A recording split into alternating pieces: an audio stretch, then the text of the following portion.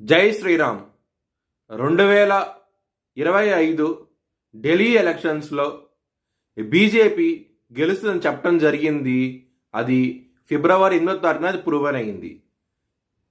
ఆ video link అనేది డిస్క్రిప్షన్లో ఇవ్వడం జరుగుతోంది. అది నిజమా కాదా అనుకుంటే కనుక మీరు ఆ వీడియో లింక్ ఓపెన్ చేసి చూడండి.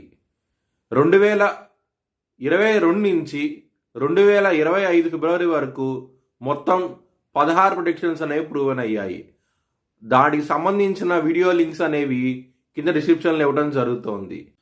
సింహరాశికి అధిపతి సూర్యుడు సింహరాశిలో మగా 4 పాదాలు, పుబ్బ 4 పాదాలు, ఉత్తర 1వ పాదం ఉంటుంది. ఈ నక్షత్రం వాళ్ళందరికీ నేను చెప్పే వార ఫలితాలు వర్తిస్తాయి. ఈ వారంలో లగ్నాధిపతి అయిన సూర్యుడు మేషరాశిలో ఉచ్చస్థితిలో ఉన్నారు.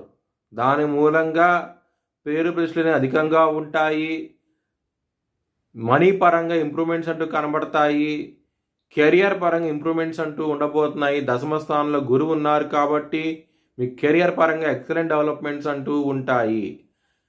12వ స్థానంలో కుజుడు నిలబడి ఉన్నారు.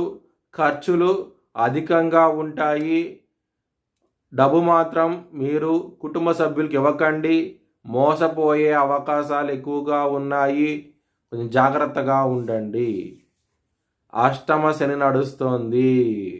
అష్ట కష్టాలంటూ చూస్తారు. దానికోసమై మీరు శనివారం రోజున శనికి తైలాభిషేకం చేయించండి.